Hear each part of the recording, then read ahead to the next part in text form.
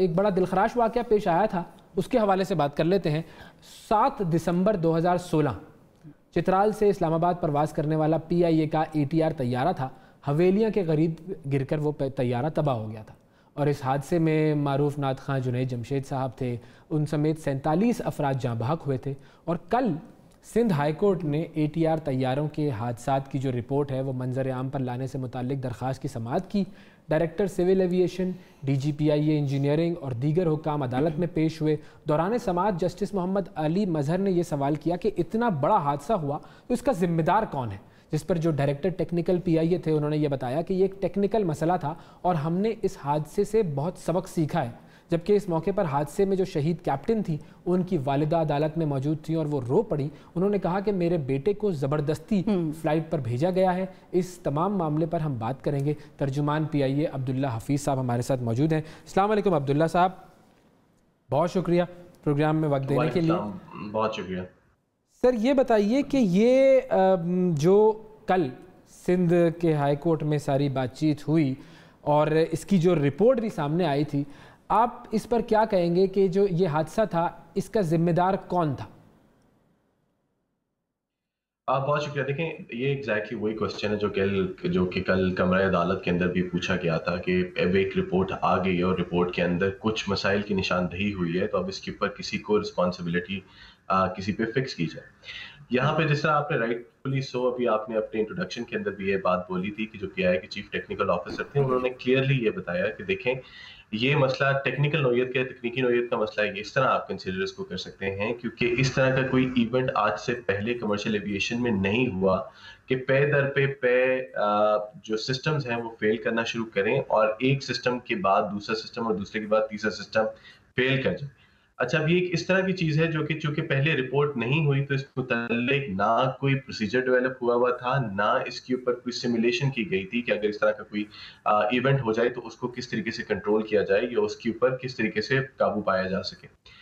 अब यहाँ पे एक चीज बताने वाली वो ये है कि देखें, एक इक्विपमेंट जो कि बन के आता है उसके साथ एक मेंटेनेंस की रजीम, जो एक मेंटेनेंस के सर्विस बुलेटिन है वो बन के आता है। मैं ज्यादा टेक्निकल लफ्ज नहीं यूज करता, जिसका मतलब ये है कि जी जो इक्विपमेंट बनाता है वही एक्चुअली आपको बताता है कि इसको मेंटेन किस तरह करना है, कितने कितने अरसे बाद कौन सा पुर्जा चेंज होना है, कौन सा पुर्जा रिपेयर हो सकता है, कौन सा पुर्जा चेंज करना पड़ेगा।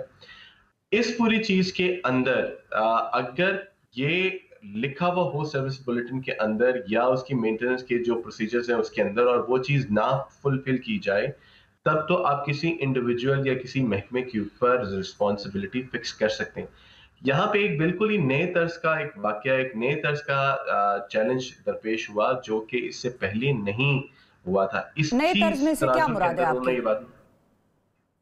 देखिए, एक मैं बहुत हल्की डिटेल के अंदर चाहता हूँ।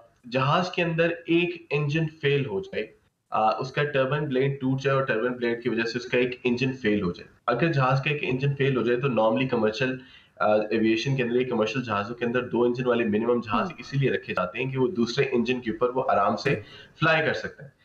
इसके प्रोसीजर बने हुए कि अगर एक इंजन फेल हो जाए तो दूसरे इंजन की पावर आप कॉम्पनसेट करा के आप आराम से फ्लाई करा के उसको अपनी उससे मंजिल मकसूद के ऊपर पहुंचा सकते हैं। यहाँ पे अगर एक इंजन फेल हो गया, उसके फौरन बाद अगली चीज ये हुई कि एक और पुर्जा जिसको ओवर स्पीड गवर्नर बोलते हैं, जो कि इंजन के को रेगुलेट करता है उसकी स्पीड को कि एक खास हिट से ज्यादा ना हो जाए क्योंकि स्पीड उसकी कॉम्पनसेट करनी पड़ती है।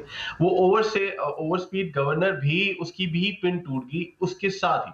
ये एक ऐसा वाकया जो कि दोनों इकट्ठे कभी पेश नहीं आए और अभी आज तक फ्लाइंग की पूरी तारीख में ये वाकया आज तक पेश नहीं आया। ये पहली मर्तबा हुआ है जब से हवाई जहाज इजाद हुए। बिल्कुल एग्जैक्टली इसी तरह ही हुआ है और इसीलिए उन्होंने ये बात बोली कि देखिए, ये चीज फौरन से पहले जब ये मंजर आम के ऊपर आई तो जो इंजन मैन्युफैक्चरर था, जो एयरक्राफ्ट मैन्युफैक्चरर था, चाहे वो प्रैट एंड व्हिटनी था इंजन वाला या ATR कंपनी थी जो कि जहाज बना रही है, उन दोनों के नोटिस के अंदर ये ले आया गया और उन्होंने अपने प्रोसीजर उसके तनाजुर के अंदर चेंज किए। तो ये जो आपने बताया है कि ये दोनों चीजें फेल हो गई थी अचानक, ये ड्यूरिंग द फ्लाइट हुआ था, क्योंकि ये तो सवाल यहाँ पर ये भी उठ रहा है कि खराबी के बावजूद जहाज को उड़ाया गया, यानी कि जहाज जो था वो खराब था, उसमें कोई ना कोई प्रॉब्लम थी उसकी। वैसे इस जहाज की ये बताइए कि आखिरी दफा मेंटेनेंस कब हुई थी फ्लाइट से पहले? देखिए, इसकी मेंटेनेंस अक्टूबर में हुई थी और जो पीरियोडिक मेंटेनेंस है वो उसके हिसाब से वो शॉप के अंदर गया था और उस टाइम पे उसकी मेंटेनेंस हुई थी। यहाँ पे आपके एक सवाल का जवाब इसके ऊपर ये है कि देखें, कोई भी जी शूर इंसान अपनी जान के साथ नहीं खेलता, बाकियों की तो दूसरी बात है। इस जहाज के ऊपर जो इंजीनियर जिसने जहाज क्लियर किया वो खुद मौजूद था। उसने जहाज को जो डिपार्चर से पहले उसने अच्छी तरह से उसकी इंस्पेक्शन की। उसको कोई विजिबल कोई चीज नजर नहीं आई और इसीलिए उसने जहाज को क्लियर करके खुद इस जहाज में बैठ के वापस आ रहा था। तो फिर पायलट क्यों रिलक्टेंट थे? अकॉर्डिंग टू पायलट्स मदर, मतलब पायलट जो कैप्टन की वालिदा हैं उनके मुताबिक तो वो कहती हैं कि मेरा बेटा जाना नहीं चाहता था जहाज पे। उसे पता था कि जहाज खराब है और उसने कई मरतबा हुक्काम को आगाह भी किया इस मसले से, लेकिन जबरदस्ती उसे जहाज पर भिजवाया गया। देखिए, अब वो वालिदा हैं और उनके जज्बात की मैं बहुत ज़्यादा कदर करता हूँ और बात बिल्कुल अपनी जगह के ऊपर सही है कि अगर उनकी जगह कोई और होता तो शायद वो इसी तरह से सोच रहा होगा। लेकिन ये बात यहाँ पे समझनी ज़्यादा ज़रूरी है कि कोई भी कप्तान, और ये आप चाहे किसी भी कैप्टन से पूछ लें, जब तक वो जहाज से 100% सेटिस्फाई नहीं होता, वो जहाज फ्लाइंग के लिए एक्सेप्ट नहीं करता। और ये उसकी प्रोफेशनल रिस्पॉन्सिबिलिटी भी है, प्लस साथ साथ उसका राइट भी है। और अगर वो जहाज रिफ्यूज करे कि मैं जहाज से सेटिस्फाइड नहीं हूँ, उसकी लॉक के अंदर जो मसले थे वो क्लियर नहीं हुए और जहाज एक्सेप्ट नहीं करता, तो पीआईए क्या दुनिया की कोई ऑर्गेनाइजेशन उसको फोर्स नहीं कर सकती इस पूरी चीज की। यानी कि आप कह रहे हैं जहाज खराब नहीं था, ये बाद में हुआ जो भी हुआ, ऐसा ही है?